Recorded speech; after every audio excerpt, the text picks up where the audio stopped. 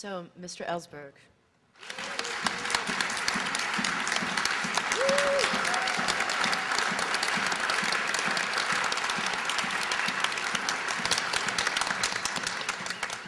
I saw that video this morning for the first time, and I asked Naomi make sure that, if technically possible, it would be shown to you tonight.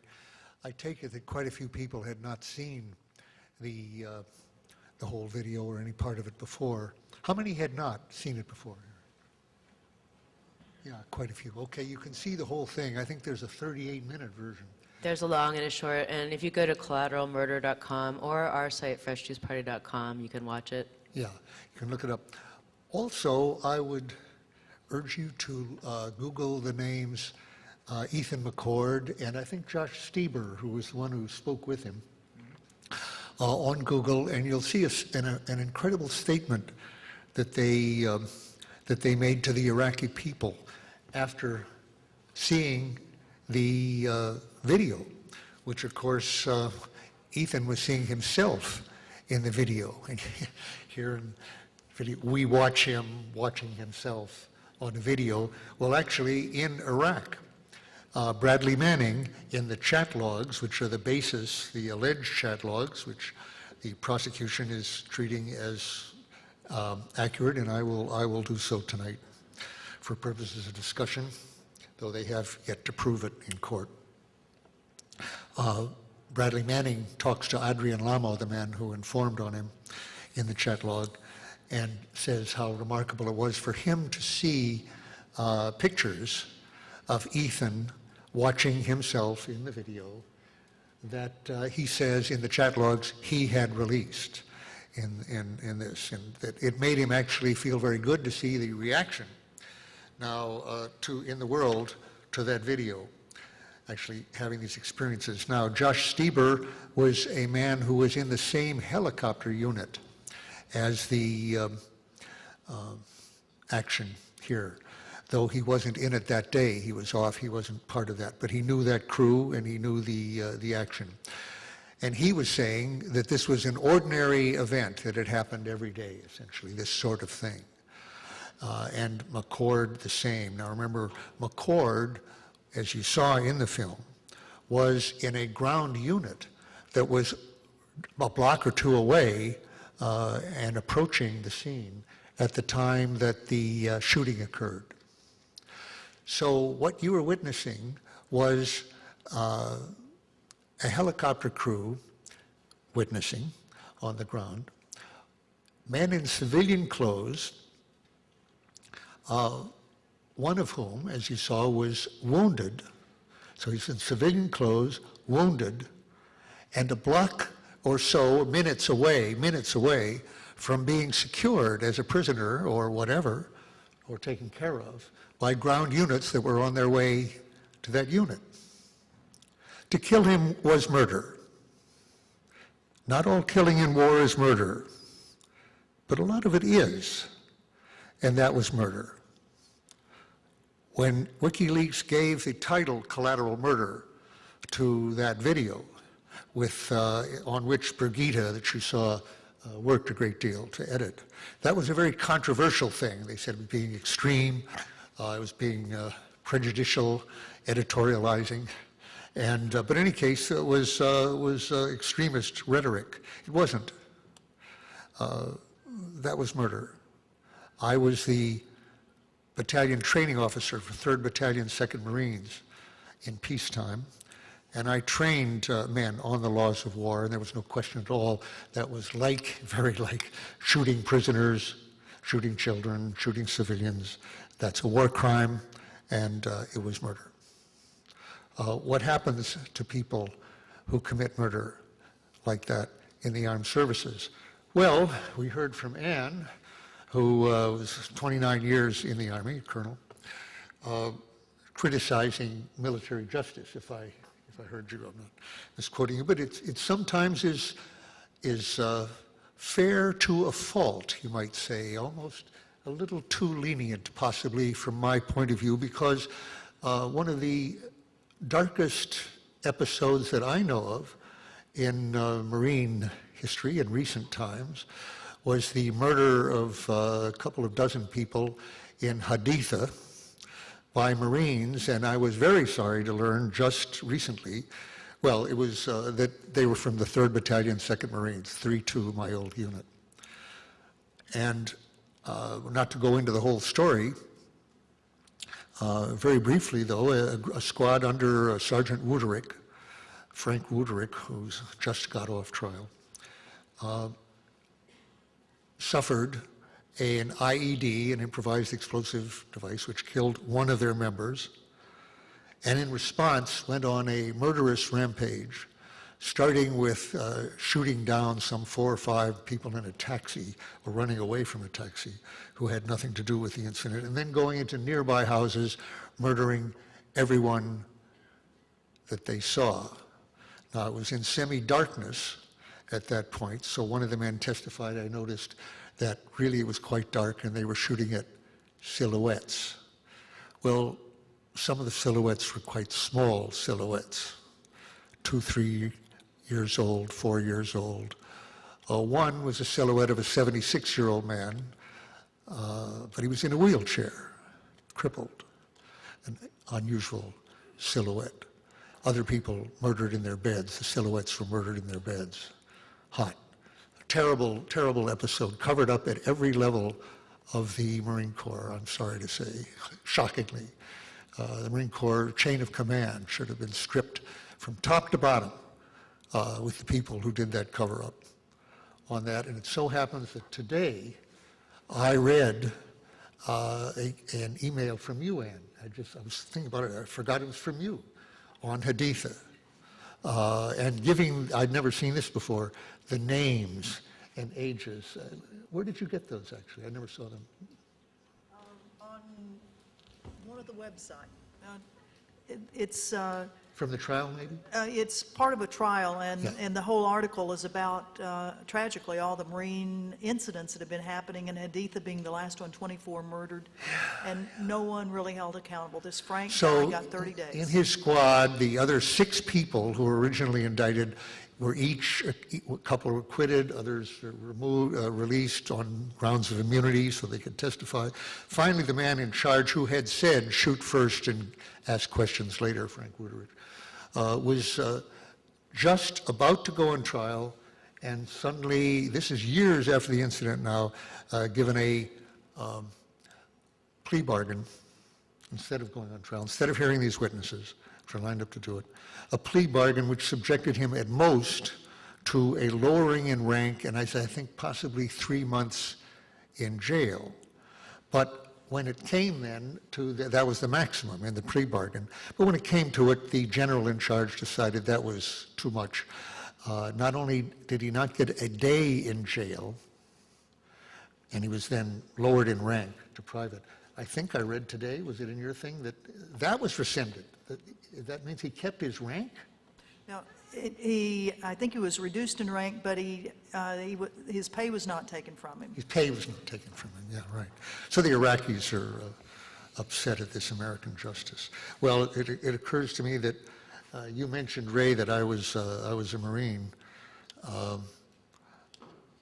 There's a question sometimes whether I should, they have the statement, once a Marine, always a Marine. You're told that in the Marines. Still, around active Marines, I don't say I'm a Marine. I say I was a former Marine. Sometimes people say, well, there are no former Marines. I read your piece today, and I mailed it.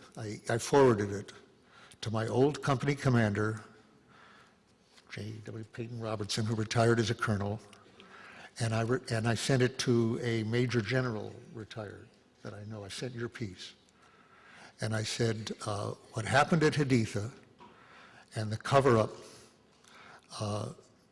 by the whole Marine chain of command makes me sick at heart. And the shame and outrage and pain that I feel reminds me that I am still a Marine. So it'll be interesting to see how they react to that. But here we have Bradley Manning, who, sorry I'm rambling here a little, but I'm reacting to the movie that I just saw. I was about to tell you that Stieber then and McCord wrote a letter to the Iraqi people saying, we apologize to you for the effort we have been part of. This is a paraphrase. We cannot bring back your loved ones, you know, the people who've been killed. We can't do anything for that, but we can say that we terribly regret having been part of this in so many ways, and we are sorry for what we have done. I'd never seen a letter like that from any war, from people who had participated in it. So one thing that, let's say Bradley Manning, the one who's credited with this by the Army, did have, as he saw from his first, what he says was his first release of the video, from the reaction of that by Ethan McCord and by other people, he decided to go further and release more truth. Now, what determined him to do that? So I'm saying he was an Army person, proud, it appears, of his Army experience up to a point. He says, here's from the chat logs. I pulled them down today. I'd read them before, but I thought I'd bring some with me. I think the thing that got me the most, that made me rethink the world more than anything, was watching 15 detainees taken by the Iraqi Federal Police. You told this, Ray, but here's his words. For printing anti-Iraqi literature. The Iraqi Federal Police wouldn't cooperate with U.S. forces, so I was instructed to investigate the matter, find out who the, quote, bad guys were, and how significant this was for the FPs, the Federal Police.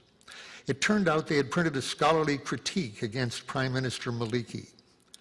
I had an interpreter read it for me, and when I found out that it was a benign political critique titled, Where Did the Money Go?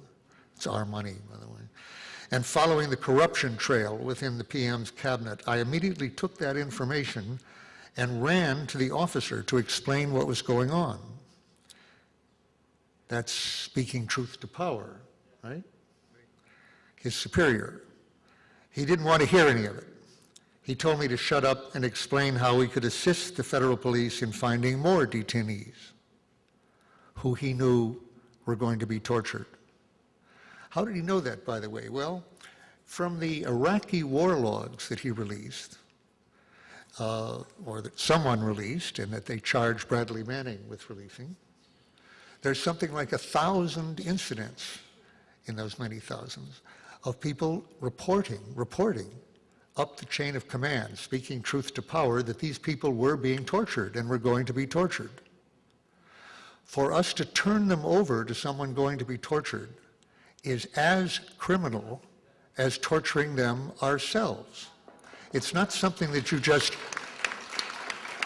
for someone who knows of it, as General Pace correctly said, it's not something you just report within channels, it's something you stop to the extent you can. That's our legal obligation, and that goes right up the chain of command.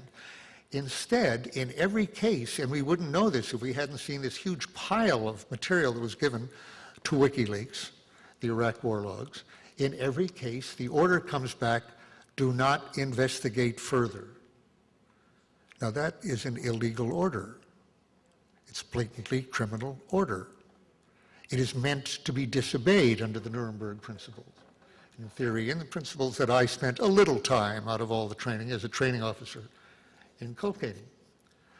But as we know, in no case, in other words, every case, that order was obeyed, that illegal order was obeyed, and the law, which is both international law and domestic law, was flouted, and that means up the chain of command, and that means going right up to the commander-in-chief if he does nothing about it. When he hears about it, well, he's heard about it now, some way or other. I'm talking about Barack Obama.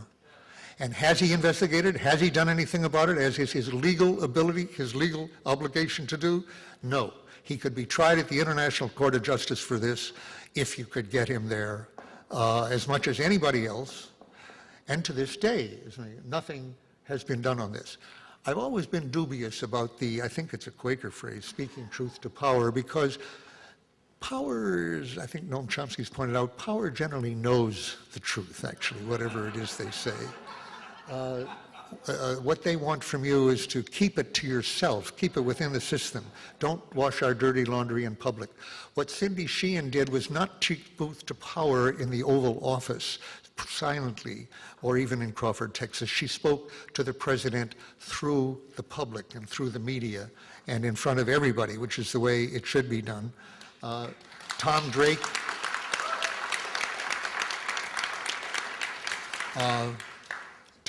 put out information, not classified information, just information of waste and wrongdoing to the Baltimore Sun. He didn't keep it strictly within channels. He was put on trial. He's here in the audience now. He was put in trial for really because he had told much more serious truths in a way through channels to the Inspector General, to the Congress. They couldn't really get him for that, so they tried to punish him any way they could. Bradley Manning is a military person disobeying any regulation, any order, even an illegal order, if you can't prove that it's illegal or if it isn't blatantly illegal, is a crime.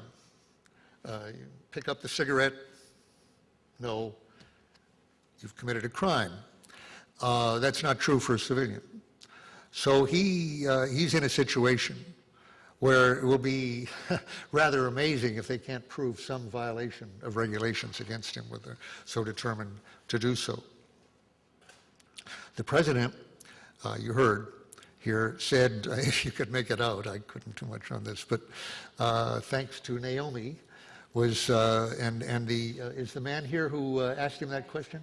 Logan's here, but Logan Price was the one who asked the questions that got Obama. Is he here in the audience? I don't think so. No, too bad. Well, anyway, he asked the question, isn't Bradley Manning, didn't he do exactly what Daniel Ellsberg did?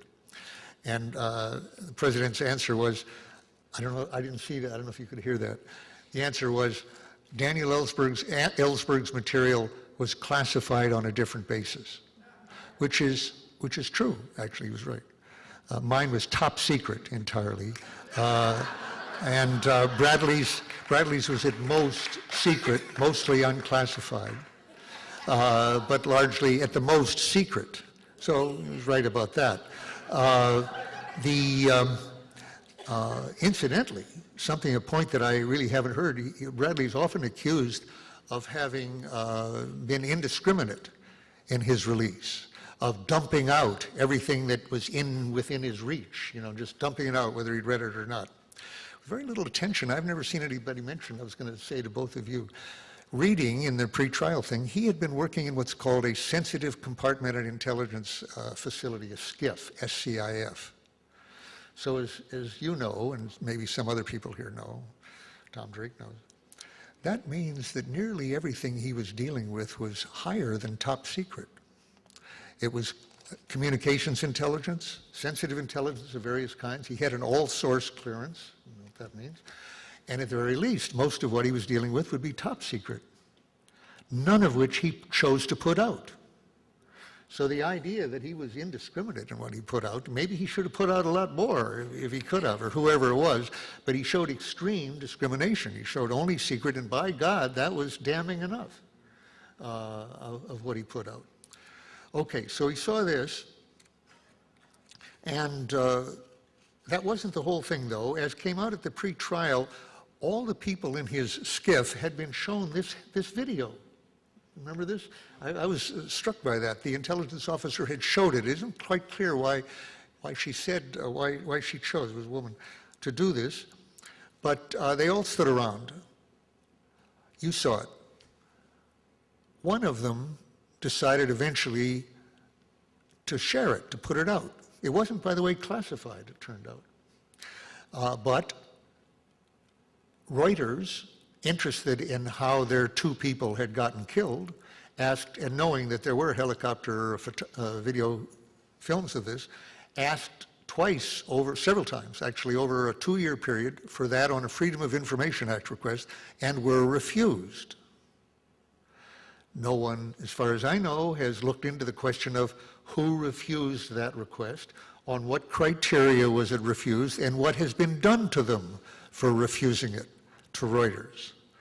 As the chat logs say, Bradley was aware that the Washington Post, I have it here, Washington Post had the video. David Finkel of the Washington Post had the video, didn't put it out on the Post. So they couldn't get it through FOIA, unclassified, they couldn't get it. You saw what it was here. Evidence of crime, war crime, whatever the Pentagon says, and couldn't get out any other way. So somebody, and let's say Bradley Manning, he says in the chat logs, told the truth of power to the people, which is the way it has to be done. And what struck him, he says, at first glance, I watched that video cold. It was first glance, it was just a bunch of guys getting shot up by a helicopter. No big deal. See, they were seeing that every day on these things. About 24 more where that came from, right? But something struck me as odd with the van thing. And remember, from the first pictures of the van, you don't see, you couldn't see easily there were children in that. You had to really examine this whole 38-minute thing very carefully. And also the fact it was being stored in a JAG officer's directory, Judge Advocate General's directory. So for some reason, it was of legal interest. So I looked into it. Eventually, he's saying this to Adrian Lamo, eventually tracked down the date and then the exact GPS coordinates. And I was like, oh, so that's what happened. Cool. Then I went to the regular internet. It was still on my mind, so I typed into Google the date and the location, and then I see this, and there's a New York Times piece, which I'm going to look up when I get home, but I remember reading that he read a thing saying that it was in the official reports and in the Times as so many terrorists killed. Okay? Two of them with very small silhouettes. I kept that in my mind for weeks, probably a month and a half, before I forwarded it to them on that. And here's where he goes. He says, it was unreal. I mean, I've identified bodies before. It's rare to do so, but usually it's just some nobody. It humanized the whole thing, resensitized me. I don't know. These are individual lines he's sending in the chat logs. I don't know. I'm just weird, I guess. I can't separate myself from others. These are separate statements, but one after the other. I feel connected to everybody, like they were distant family. I care, question mark. That sums it up for me. I probably shouldn't have read Sagan, Feynman, and so many other intellectual authors and so forth. Said, that sigh he puts on the thing. It's why I'm sad for the people I sometimes have to hurt. We're human, and we're killing ourselves, and no one seems to see that, and it bothers me.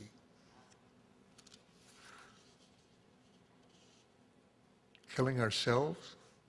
Well, he said a couple minutes earlier, I feel connected to everybody like they were distant family.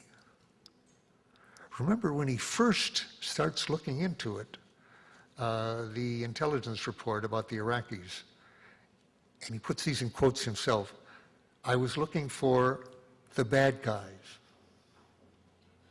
the them. Well, he finds that the bad guys were actually Iraqi scholars who were dealing with corruption at that time. So they weren't that bad from every point of view. But it was worse than that from the point of view of somebody in this job, in this particular skiff in Iraq.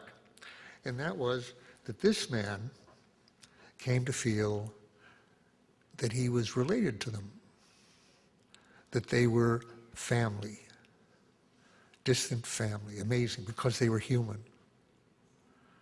Well, that's a very subversive thought for somebody in a war zone.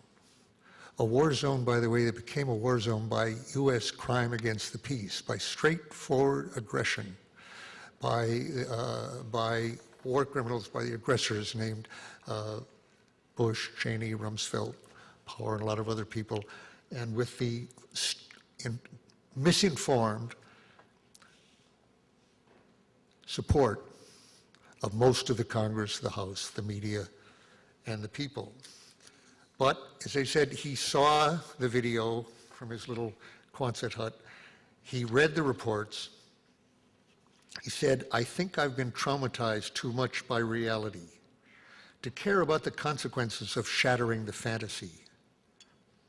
He says, "Apathy is far worse," he's saying to Adrian Lamo, wrong guy, but apathy is far worse than the active participation. Elie Wiesel summed it up pretty well for me, though his story is much, much more important than mine. I prefer a painful truth over any blissful fantasy. So,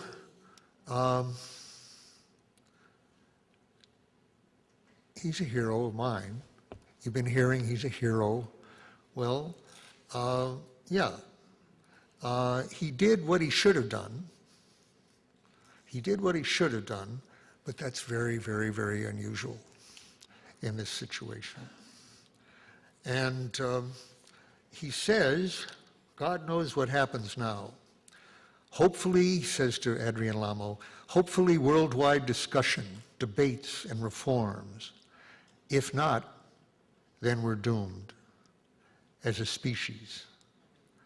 I will officially give up on the society we have if nothing happens. The reaction to the video gave me immense hope. That's the next thing. CNN's report was overwhelmed. Twitter exploded. People who saw knew there was something wrong. I want people to see the truth. This is all within minutes of each other here.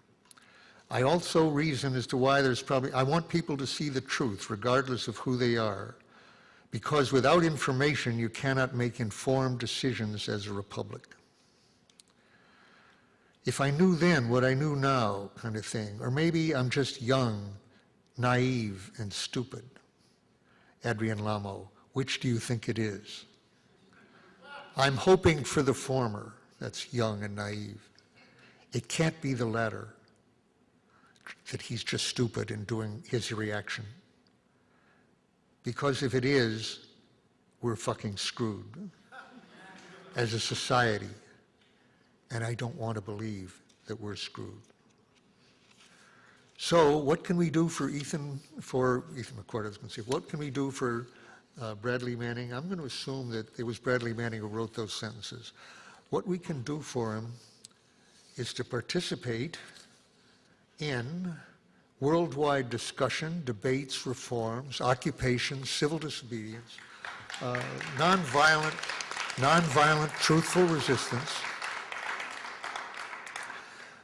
Most leaks don't lead to any big immediate result, if any, at all.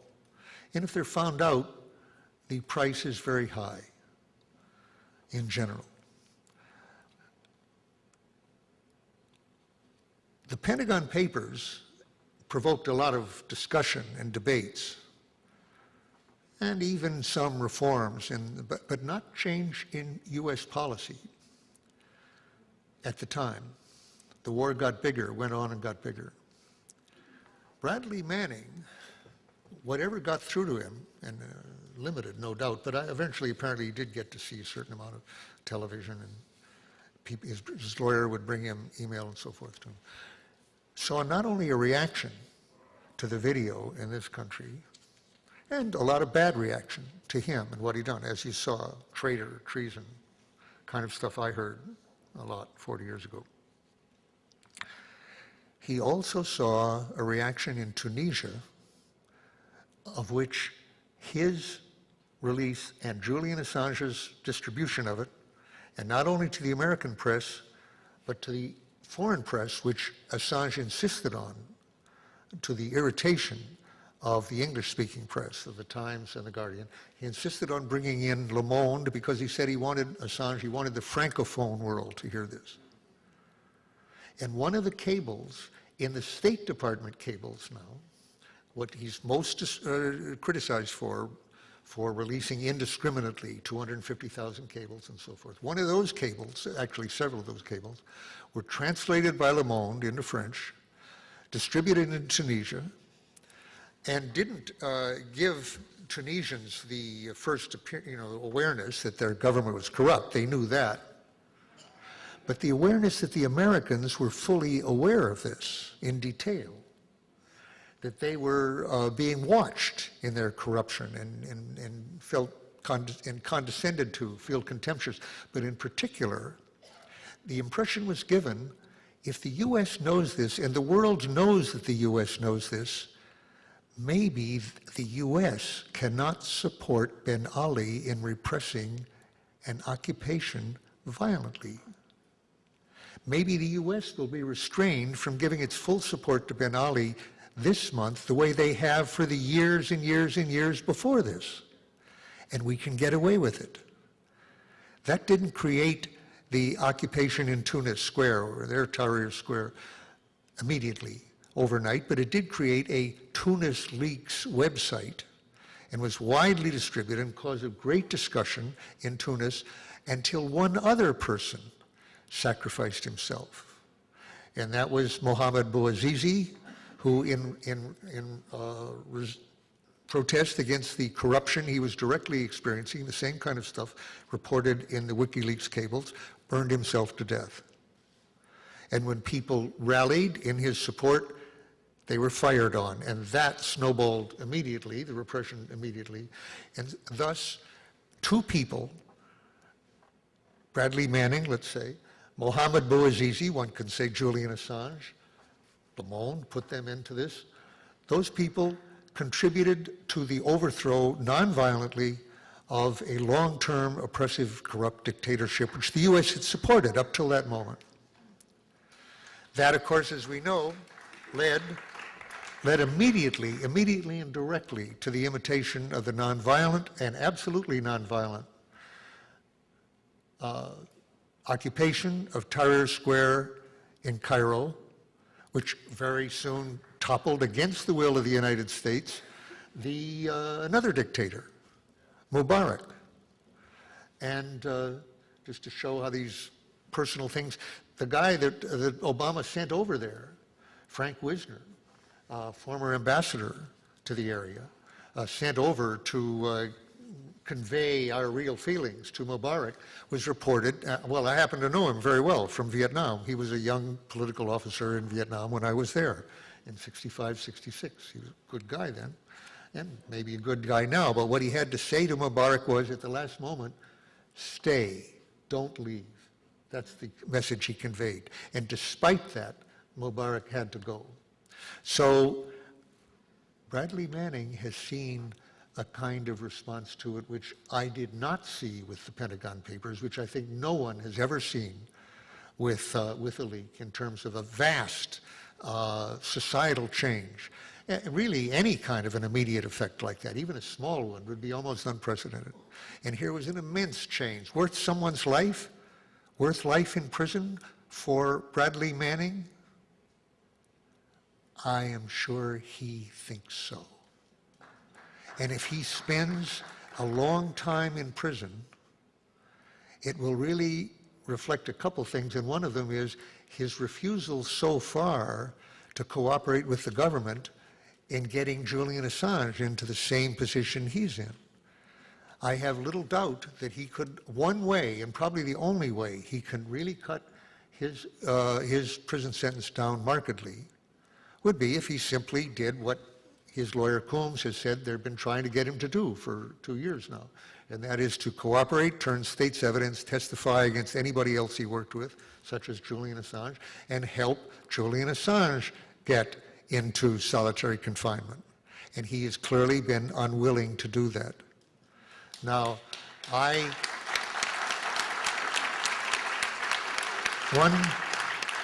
one more example of great courage on his part, unmistakably, whatever he did before, we've seen what he's done in the last 2 years. I would not have criticized him in the slightest, and I wouldn't yet. And I don't think this is going to happen. But I wouldn't criticize him personally at all. If he said, here's what I did, here's what happened, here's who I gave it to, whatever, if he wanted to do that, to lower his sentence, let my friend Julian Assange deal with his legal problems, in his way, which I know Julian is absolutely prepared to do, in order to lower his sentence. After all, I stipulated all the facts in my case. I said, I did this, and relied on the question, which we don't have time to go into tonight. The argument in the case was it illegal? which might seem rhetorical, but it wasn't. But I stipulated the facts. Well, he could do that, and I'm sure he would get off, and I certainly wouldn't criticize him at all. But as it is, he clearly believes, and I'm assuming this is the case, he clearly believes that, assuming that he did this, that he did the right thing, and that Julian Assange did the right thing, and that he will not participate in putting Julian Assange into the same intimidation and trial and that he's doing. So one more admirable thing. And as he said, here somewhere, when he, the impression that the discovery of the torture made on him, he said, after I saw that about the Iraqis, everything started slipping. I saw things differently. I had always questioned the things worked and investigated to find the truth. But there was a point when I was part of something. I was actively involved in something that I was completely against. And he's now actively involved in something that he doesn't think should happen to Julian Assange. That's what I'm assuming. And he's refusing to be part of that. As I said earlier, he was there, he saw this video, it humanized him, the visual aspect of it, and that's why I urge you all to go and see this. Just type in YouTube, collateral murder, and you'll see the whole thing. Changed his life. Seeing it up close has that effect. I remember seeing once a poster in Cambridge. I was walking along after I'd copied the Pentagon Papers. It was an anti-war poster, and it had a Vietnamese girl walking along, and the poster said, "There came a time when the people of Vietnam were as real to me as my own hands." And I looked at that poster, I remember in Cambridge, which is very familiar to me. I'd been at Harvard there, and I was still living there. And I thought, that's what's happened to me. I've been in Vietnam. They weren't, it wasn't like Biafra or later Rwanda, or things where terrible things happen, but where you have no connection. These people in Vietnam were real to me. And as he said, these people in Iraq were real to him. So what can we do for Bradley Manning? We can do two kinds of things. We can use the information that we've been given and that others like Danny Davis, as we're saying, have just given, and he's being investigated for prosecution himself right now for this, Colonel Danny Davis. Respond in that way. That's what we can do for him. That's what he wanted. And when we're in a position to do it, we can emulate him. That's what being a hero is. Somebody who gives you the strength and the inspiration to change your own life and shows you that you can be a different kind of person and that you can try to bring about a different kind of world. Nearly every human at some point or other, and every American these days, as we continue a war in Afghanistan, a hopeless war, a murderous war in Afghanistan, and as we slide toward war with Iran, are, like Bradley Manning, actively participating in something we should be, and most of us here are, totally against. And the question is what to do about it. And the answer is you can take a risk. You can do something that risks your security, your job, your career. And that isn't to say with all the obligations you may have of children and parents and teams and all sorts of things that you have to do this or you have to do that. But it means you should consider doing more than you have yet done. And consider something without ruling it out that involves some risk to those associations. And that means then that, as I say, as I think Bradley has already learned, that we are not doomed species. Thank you.